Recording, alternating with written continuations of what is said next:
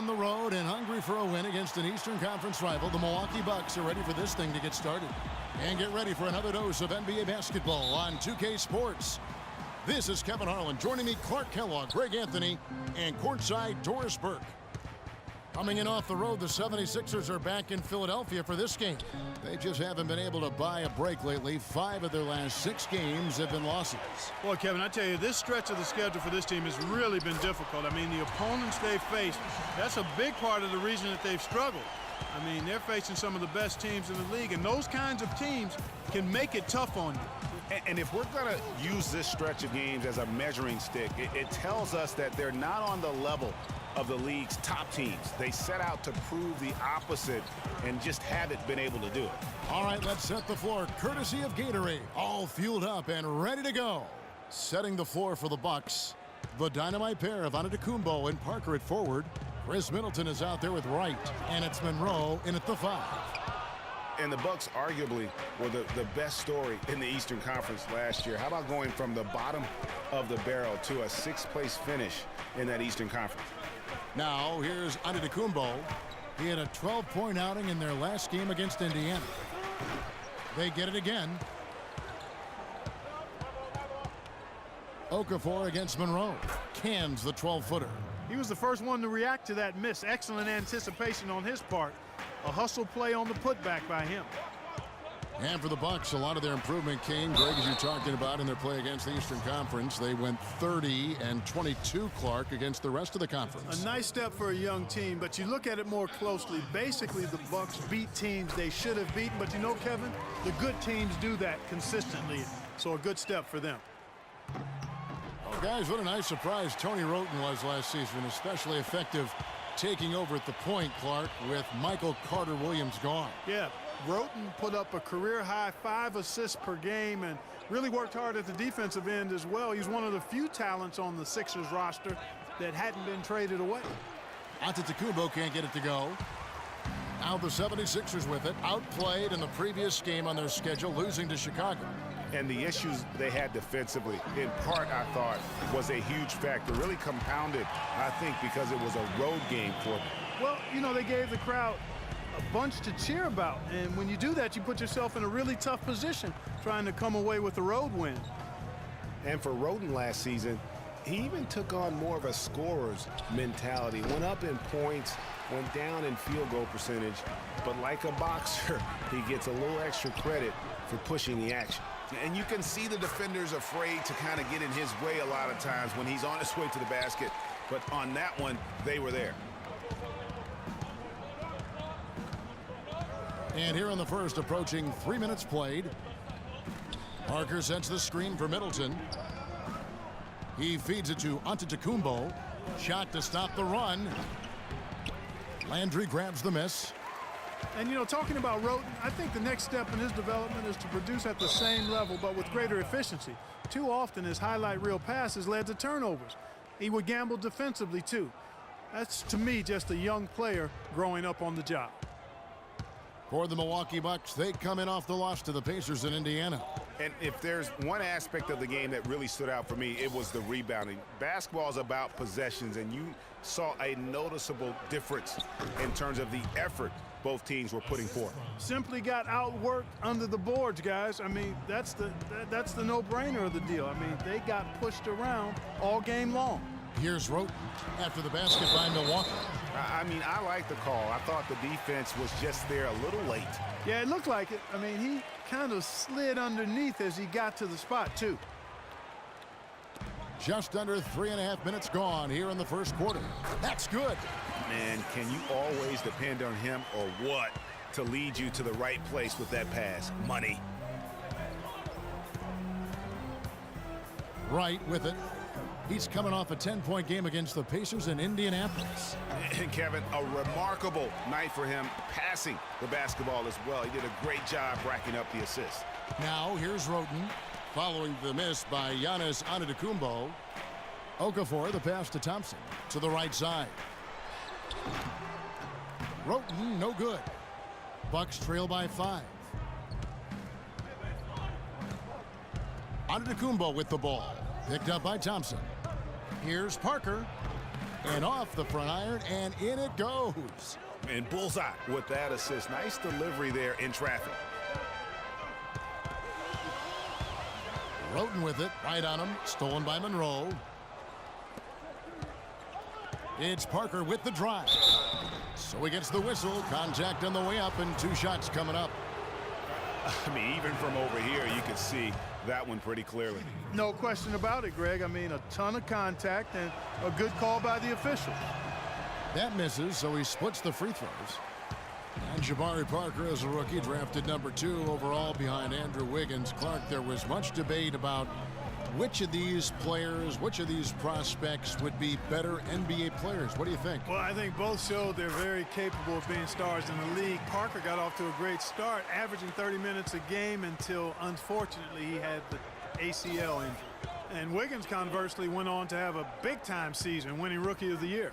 Here's Middleton. Following the basket by Tony Roten. Parker kicks to Middleton. Releases.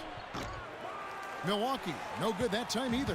Not sure what the D was doing there. Clearly a breakdown. You can ill afford to give a guy like him that good a look.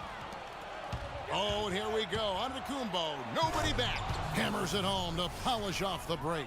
Such a strong finisher on the fast break. And, Greg, I love the fact he's always in control. Even though he's going at breakneck speed, he still maintains his body control.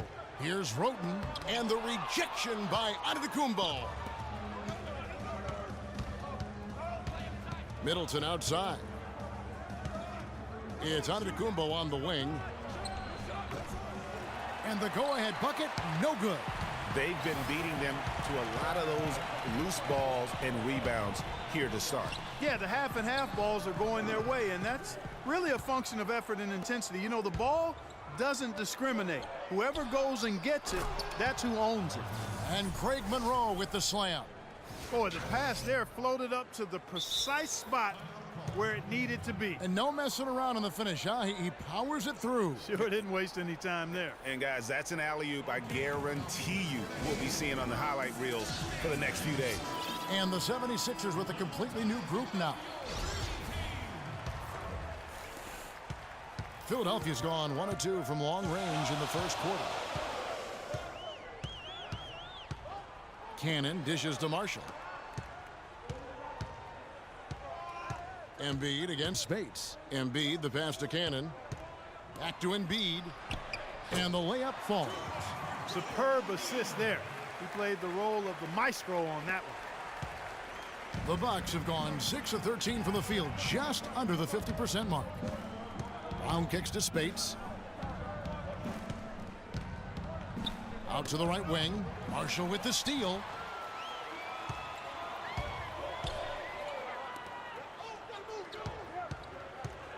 Here's Cannon. He averages a bit over 6 points a game. A 3-ball. Another 3 for Philadelphia. They really can't allow him too many open looks like that. I mean, that's just inviting trouble. And here is Brown. Taking a look at his numbers, he averages about 7 points a game. Patterson, the screen. 6 on the shot clock. No dice from the high post. Philadelphia leading by 5. Embiid with a screen on Brown. Embiid kicks to Marshall. Embiid the screen. Lots of room. No luck. The Bucks go the other way with it. And guys, this is the first they're seeing of the 76ers this year. And while they swept the season series against them last year, making it pretty clear how much separation exists between the two teams. Yeah, Greg, I mean, one is a playoff team. The other, question mark, ...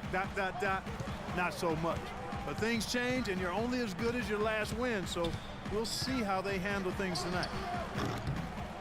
Cannon can't hit.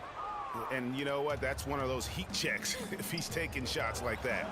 Yeah, heat check or not, I don't care how hot he may or may not be, he's not making that one. Boy, such outstanding patience and decision-making for them offensively. Absolutely. Their ball movement has been outstanding, and they're piling up the assists.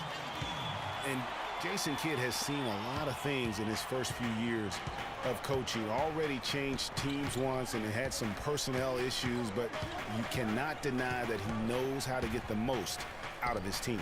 The shot by Speights, nobody around. That's short off the rim. For Philadelphia, they've gone 8 of 15 from the field, shooting above 50% here tonight. Cannon dishes to Marshall. And it's going to be 2 free throws. Drew contact on the shot. And with Kidd, the results on the floor, Greg, speak for themselves. He knows what he wants out of his players, Clark, and he keeps them accountable. And, you know, having that accountability is what made the Bucks so much better last season. Kidd is still a very young head coach, but I tell you what, he's shown me a bright future in that capacity for himself. Well, guys, once again, the 76ers finished second to last in the East. Amazingly managed to win fewer games against the East than they did the year before, which was 14 wins in 2014. No good from Ross. The 76ers lead. There's 1:47 left to play here in the first.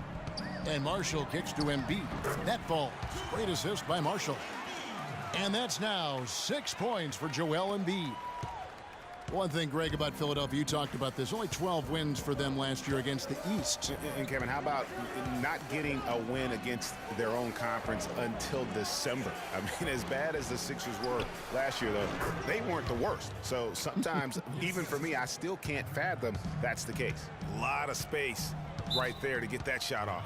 Not a very good job of the defender getting over the top of that screen in that particular play.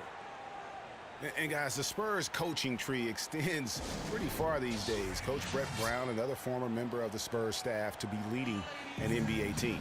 And Philadelphia calls time here.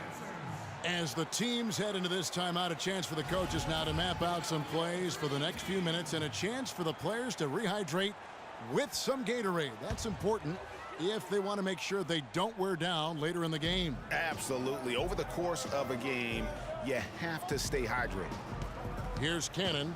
He's been patient so far. Nothing yet on the scoreboard. Well, Greg, for Brett Brown and the Spurs connection, he was an assistant in San Antonio for 7 years, was really indoctrinated into how the Spurs conducted business, Clark, before coming to the 76ers. Yeah, he's got an interesting accent, too, a mix of Boston Australian from where he grew up and where he spent a lot of time, but no doubting his passion and his coaching ability. He's good in both. He was actually a head coach for Australia for a while in international play. And even 3-on-3 break. Grant kicks to Marshall. And that is good. Marshall's got 6. They are not rotating nearly quickly enough on defense down low. Got to get quicker there. Just no resistance on the interior. Now here's Brown. Patterson. And a foul called on the shot. Got him on the way up that time, so he'll shoot 2 right here. And what Patrick Patterson gives you guys is solid all-around play. He can help you in a lot of areas. High basketball IQ, high character, understands his role, knows his limitations, and stays within himself. And going back to Patterson for just a moment, he's been lauded for his mature approach. Ever since high school in West Virginia, he was involved in a highly publicized recruiting battle between Florida and Kentucky, ultimately choosing the latter. Yeah, and you know, the part of his game, Kevin, that he's really worked on is his ability to face up and shoot. Really starting to evolve into a guy that can space the floor, that space 4. And when he's hitting that jumper at a high percentage, I think his value to the team goes up exponentially. And Speights gets it to go. Speights has got his first points in this one. They've done well at taking advantage of some late defensive rotations and getting the ball into the paint. Clearly, they've been the aggressors thus far when it comes to attacking the interior in this first half. Oh, and look at how well he led him in there. Really, he passed him open for that deuce.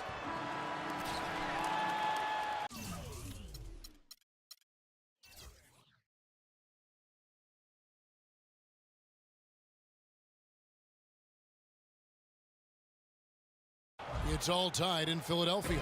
And back with the start of the second quarter.